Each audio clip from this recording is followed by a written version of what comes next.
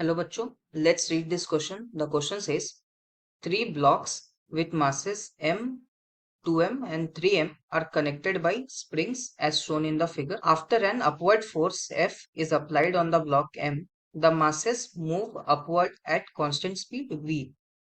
What is the net force on the block of mass 2m?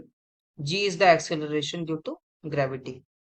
So इस question में हमारा जो की कंसेप्ट यूज हो रहा है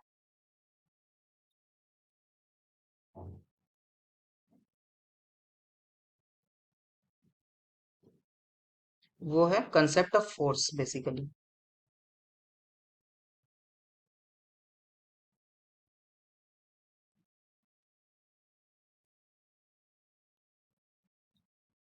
सो क्वेश्चन में हमें कहा है कि तीनों मासेस कांस्टेंट स्पीड v से ऊपर की तरफ राइज कर रहा है। सो अगर v कांस्टेंट है तो एक्सेलरेशन हम लिख सकते हैं बेसिकली।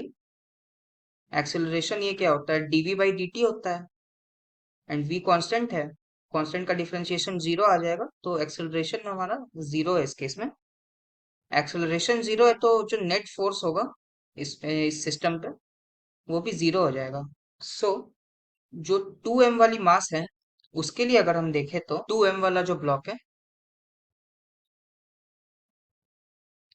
सो अगर पूरे सिस्टम के लिए v कांस्टेंट है अपवर्ड डायरेक्शन में है तो 2m वाले मास के लिए भी v कांस्टेंट ही होगा।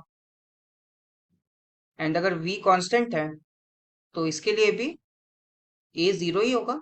एंड a जीरो है तो जो फोर्स लग रही होगी इस पर वो भी जीरो आ जाएगा, नेट फोर्स 2m वाली ब्लॉक पे।